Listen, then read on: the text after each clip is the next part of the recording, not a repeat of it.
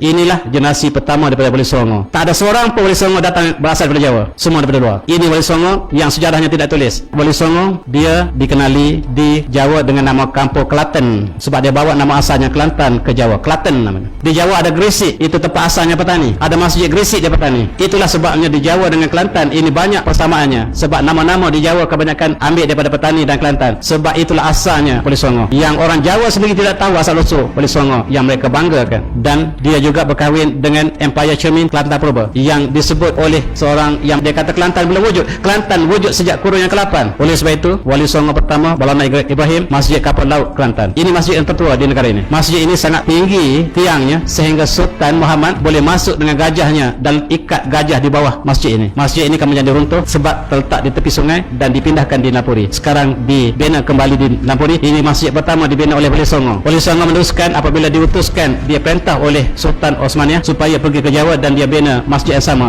di Demak. Dan Wali Songo ini kalau lihat asalnya, dua daripada Turki, satu daripada Mesir, satu daripada Maghribi, satu daripada Iran, dua daripada Palestin, dan tak ada seorang pun daripada Jawa. Oleh sebab itu harus ditulis kembali sejarah Wali Songo yang buku besar ditulis di Jawa itu harus ditinjau kembali dengan tulisan ulama kita yang lain supaya sejarah lebih tepat. Tujuannya mereka diutus satu persatu ke sana sebab Jawa paling lewat menerima Islam. Oleh sebab itu akhirnya Jawa menjadi pelopor Islam kemudiannya dengan kehadiran Wali Songo membentuk kerajaan Islam demi kerajaan. Dan ini dinyatakan dalam catatan Islam. Dia kata wa illa lam yakun Islam an yantashir kana asas majlis al-mukawan min atisa ulama auliya, 9 ulama Wali Songo. Huwa Wali Songo Sayyidina Ibrahim min Samarkand, dia asalnya Samarkand yang pergi ke Yaman dan kemudiannya ayahnya yang berkahwin dengan putri Cermin Kelantan melahirkan Sunan Ibrahim ini.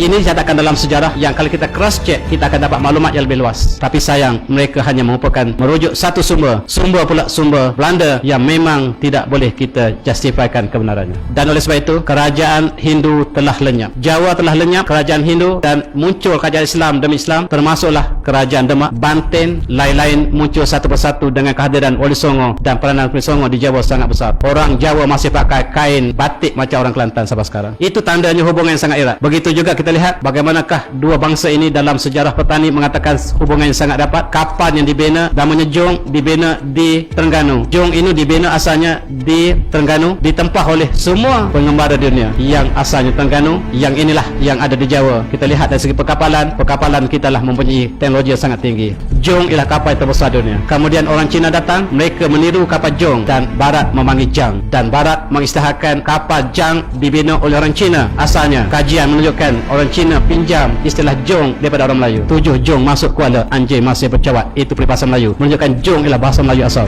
Di dinding Borobudur dilukis Jong yang dibina oleh orang Jawa bersama dengan pelayar-pelayar alam Melayu. Itu sejarah yang tidak ditulis.